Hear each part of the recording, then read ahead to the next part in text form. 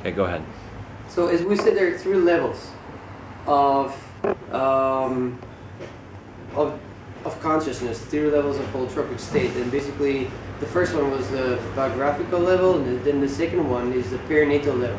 So perinatal means pertaining to birth, and traditional medicine denies that the child can consciously experience birth and claims that this is not recorded in the memory. But this contradicts the clinical observations. For example, the amount, and Grof says that the amount of emotional and physical stress involved in childbirth is so great that it clearly surpasses that of any postnatal trauma in infancy and childhood. And basically, reliving various episodes of biological birth can be very convincing and often replace the process in photographic detail.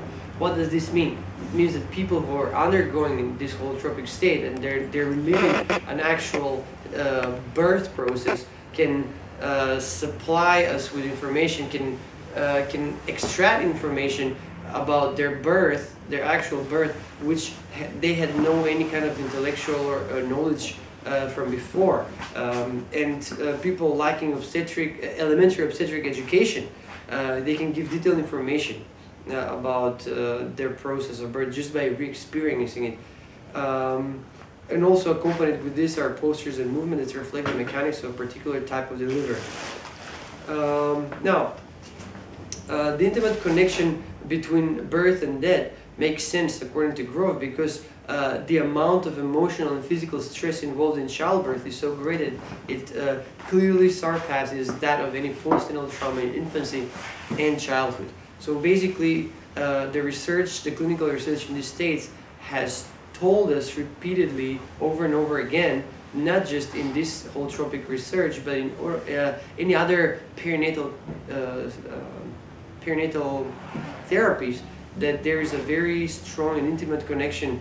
Not that there is any strong and intimate connection, but that there is a big physical and emotional stress which is involved in childbirth.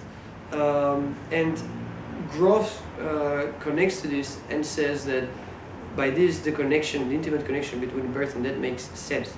Now, the basic perinatal matrices are the four levels that the perinatal level consists of. So the perinatal level in itself, that this birth process level related to birth, has four sub-levels, and basically they're not sharply divided, but they're four distinct experiential patterns, and each of these experiential patterns is characterized by specific emotions, physical feelings, and symbolic imagery.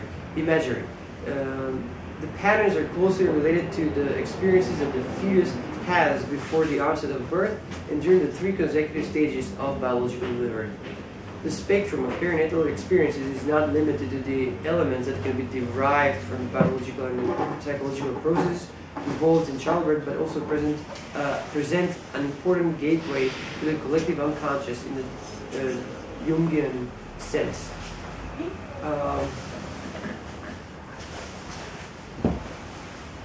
So it's not only limited, this experience that the subject has in the actual process of relieving this kind of experience during the holotropic state.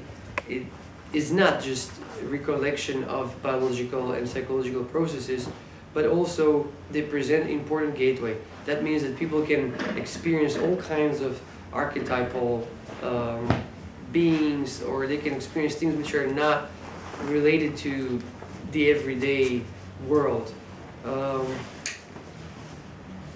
So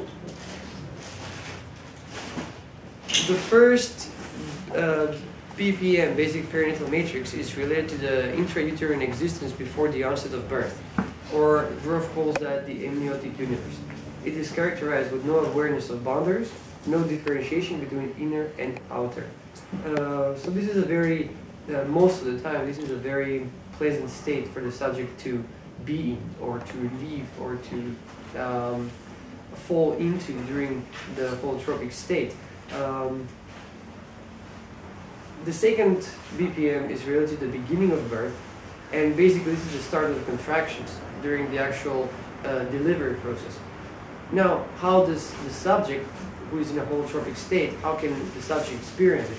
The subject can experience this as having sensations and impressions of being sucked into that gigantic whirlpool or being sucked in by some mythic beast. This phase can be associated with lively images of devouring archetypal monsters, giant snakes, octopuses, or feelings of overwhelming threat. In fact, this might be one of the sources of the prevalent archetypes, for example, of snakes, for example, that we prevalently see in many cultures, and this has been recorded by a lot of anthropologists across the years. So this might be an actual source of this archetype. The reliving the stage might be one of the worst experiences the client can have in relation to the psychedelic session. It can be characterized by utter helplessness, agonizing emotional and physical pain, feelings of loneliness, absurdity of life, etc. Persons stuck in this matrix can be convinced that their situation will never end and that there is no way out. The third matrix is also very, very intense, and it's related to the propulsion through the birth channel after the cervix opens and the head descends into the pelvis, which means that this is also an intense state where the subject can have physical sensations of pressure around the head. It can have feelings of suffocation, fear of death, and it represents an extremely rich and complex pattern.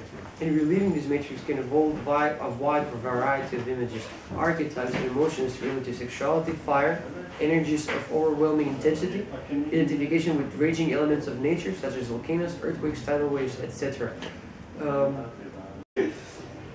So BPM 3, the third perinatal matrix, is related to the propulsion through the birth canal, as we said, and it represents this rich and complex pattern, and it can involve a wide variety of images. The last matrix, BPM 4, is related to the expulsion from the birth channel and is often associated with experiences of achieving explosive liberation, emerging into light, etc. So it is interesting to note that many people seem to experience realistic memories from their birth process, including details about it they never knew before. And during the last part, during the BPM 4, what happens is that there can be this feeling of imminent destruction, death, and then rebirth. Basically, the feeling of death is related, obviously, to have all these basic patterns in one subconscious loosening out, and all the anchors of who we were basically disappearing. And with disappearance of these anchors, there is all of a sudden fear of death and annihilation. This fear of death can create an enormous resistance to continue in this process and complete the experience. And this is why it's very important to have an appropriate guide during such an experience. Because many people without appropriate guidance can remain psychologically stuck in this problematic territory. Basically, they can come to such an experience and then they can experience this fear of death arising and basically losing the ground of their beingness, of who they are. And they can instinctively pull back and not go through the experience. However, if we're guided well, and if we overcome this feeling of fear of annihilation and decide to let things happen, we can experience this total annihilation on all imaginable levels. We can experience it as physical destruction, which is of course just psychological. We can experience emotional disaster, intellectual and philosophical defeat, ultimate moral failure, and even feelings of spiritual damnation. People actually go through this, but what happens is that after all reference points of who we are seem to be destroyed in such an experience, what immediately follows, and this is very interesting, is the experience after we hit this cosmic bottom, we're overwhelmed After we go through that, we're overwhelmed by visions of white and golden light, of supernatural radiance and exquisite beauty that appears to be luminous and divine. So basically, after we touch this cosmic bottom, we fall through this bottom, and there is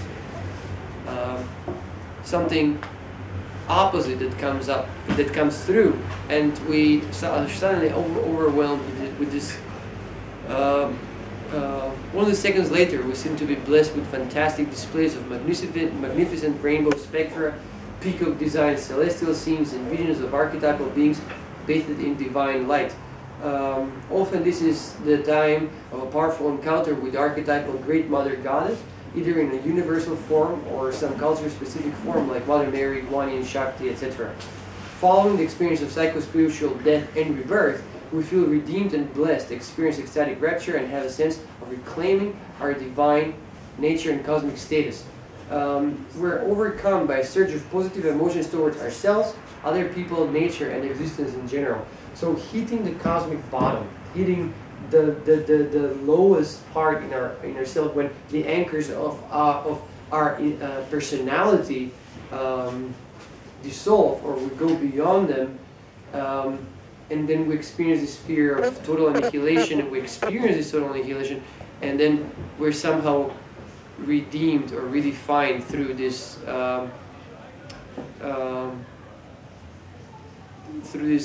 feeling of rebirth, through this experience of rebirth. And this is a very healing moment. And now the final transpersonal domain of the psyche. This is a very interesting one and the broadest one. According to Grof, it means reaching beyond the personal. And transpersonal experiences are called so because they involve transcendence of our usual boundaries of body and ego, and of the limitations of the three-dimensional space and linear time. This is why, when you were watching this video, you experienced me in different places, shapes, and forms. While in the ordinary normal state of consciousness, we experience ourselves as Newtonian objects existing within boundaries of our skin, and having the perception of our environment restricted by the physiological limitations of our sensory organs and physical characteristics of our environment. So this is how we experience it, how we experience ourselves in an ordinary Newtonian sense, where skin encapsulated egos and our boundaries reach as far as their sensory boundaries reach out. But in transpersonal states, none of the above limitations are absolute, and all of them can be transcended. There are no limits for the reach of our senses, and we can experience with all sensory qualities episodes that occurred in the past, like we're there, like we have been on the barricades of Paris during the Paris Commune times, or like we are in the Second World War, or just some different time and space that we can experience different time and space as we are there, not as a remembrance only.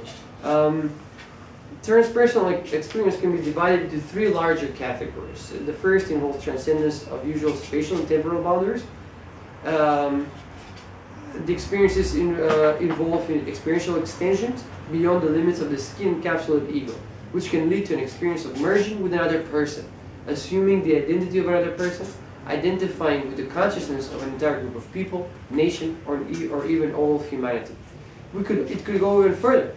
We could transcend the limits of the specifically human existence and identify with the consciousness of various animals, plants, or even experience consciousness related to inanimate objects.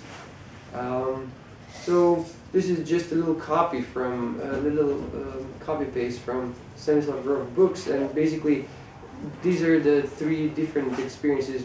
They can be transcendence of spatial boundaries, transcendence of temporal boundaries, experiential exploration of the micro world.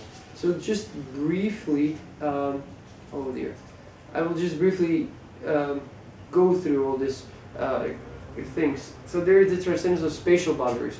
We can experience this experience of dual unity, when you're yourself and somebody else at the same time. That's called dual unity. Identification with other persons, group consciousness, animals, plants, botanical processes, oneness with life and all creation, experience of inorganic materials of processes, planetary consciousness, experience of extraterrestrial beings and worlds, identification with entire physical universe, psychic phenomena involving transcendence of space. It's very fascinating. Transcendence of temporal boundaries, embryonal fetal experiences, ancestral experiences, racial and collective experiences. So we can experience something that belongs to our race, something that belongs to our ethnic group. That all seems to be in a way connected to us. Past incarnation experiences, something that seems to be coming from past life. Phylogenetic experiences, experiences of planetary evolution, cosmogenetic experiences, psychic phenomena involving transcendence of time. And then experimental exploration of the microworld. It means we can experience organ and tissue consciousness, cellular consciousness, experience of the DNA, experience of the world of atoms and subatomic particles. Then there can be this strange synchronicities, interplays between intrapsychic experiences and consensus reality. It means that what we experience intrapsychically can somehow, in some way, be related to what happens outside. Strange synchronicities. Stanislav Grof even reports that they can be, the clients can experience supernormal physical feats, spiritistic phenomena, and physical mediumship. They can start channeling different beings. They can, that's what they say, of course. Recurrent spontaneous psychokinesis. Basically, there can be apparently movement of objects around during this event. There is a great variety. It doesn't happen always, but he says that he has during these sessions there can be some such strange events. There can be experiences of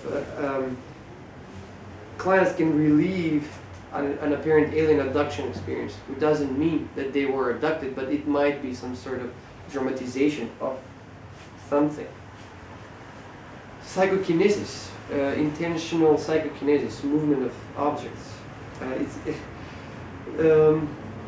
Basically things that have been recorded in the scriptures of yoga and have been called siddhis can maybe be manifested or can happen during such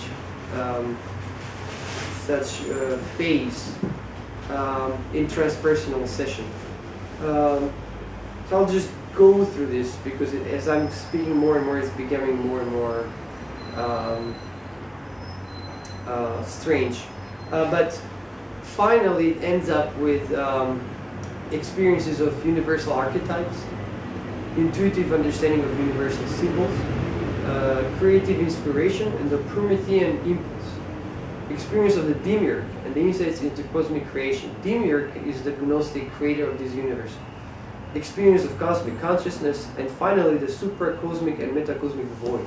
This seems to be the final experience. It's like some kind of wrapping up of all kinds of strange experiences, and it seems to be summed into this experience of supracosmic and metacosmic void. And obviously we have a lot of religions that talk about it, especially Buddhism and Hinduism.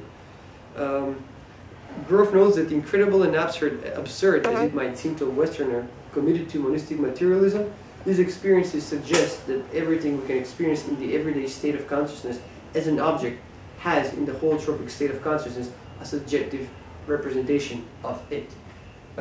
It's very Platonic. So Plato already said that there is this superior world of ideas that is more real than this world. And this world, according to him, this world is just a mere reflection or copy of that superior world. So it is as if everything in this universe has both objective and subjective aspect. Actually, Deepak Chopra online has very good speeches about this. People can talk about reliving memories that are related to fetal and embryonic existence, or memories that doesn't seem to be from the current life. So what does this mean? Just wrapping up, in a final wrapping up, it means that it suggests that consciousness is not something which is only skin encapsulated. It's not a skin encapsulated brain contingent phenomenon. And this is basically art, drawings from people who went through such transpersonal experiences where they have reported being able to see through organs, through the skin, and see the actual organs, see the actual skeleton. And sometimes it's seen, sometimes it's experiencing. It doesn't have to be a direct seeing with your eyes. And they have drawn this kind of art. And this kind of art reminds us a lot of the X-ray art of the Siberian and Eskimo shamans and Australian Aboriginal people. So there is this thing called X-ray art, and it's called like that because actually it's drawing of internal structures, internal body structures. So this might be one of the sources. Taoist scriptures have also recorded that after a certain level of practice, a participant can actually be able to see to organs or see the actual meridians. So we can wrap it up here. We already mentioned that we can have all this various experience of DNA associated with insights to life reproduction, and etc., etc. When in philosophy of mind, this is there is a lot of talk on the subjective and objective aspect of things. Because what is color? It's not a wavelength. Wavelength is not a color. Color is when the wavelength triggers something. We have phenomenological experience with color. So there is this duality. There is the color and there is the outside wavelength. So anything that happens has two subjects. But in this state, it seems that we encounter some realms of ideas which seem more real than this world. Okay, and this is some of the art that people can draw actually, which is based on these transpersonal experiences, like experiencing your skeleton, which is really a lot of the original art is related to this. You can see Australian Aborigines starting to do it. Yeah. Okay. All right. We're done. Okay. So I already mentioned this. Really, it was a time. Yeah, we are. Yeah, we have a time limit, yeah. But this is already all mentioned. So I just want to say that somewhere in the perinatal level of the psyche, a strange experience switches to occur. When we're in the perinatal level, what was up to that point a deep intra-psychic, internal probing becomes an extrasensory experience of various aspects of the universe at large. So, but at some point you experience yourself, you experience your birth, you experience something internal, but at some point you start experiencing external things. You start experiencing stars, outside events, identification with outside things, animals, objects, etc.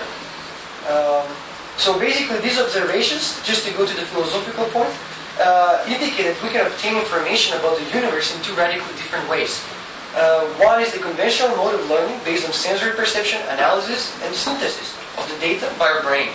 And the second one is the radical alternative that becomes available in the holotropic states, which was mostly utilized by indigenous cultures, which is learning by direct experiential identification with various aspects of the world.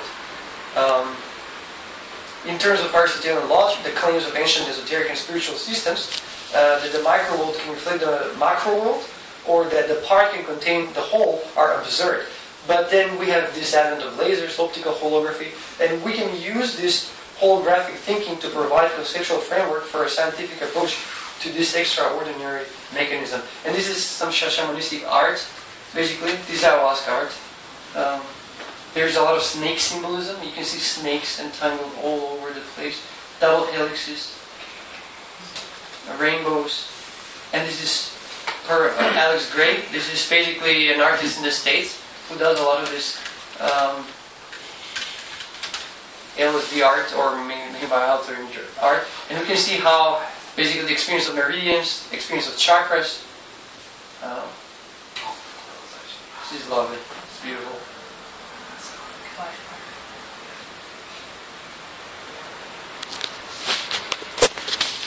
Okay, that was my speech. And right, thank you.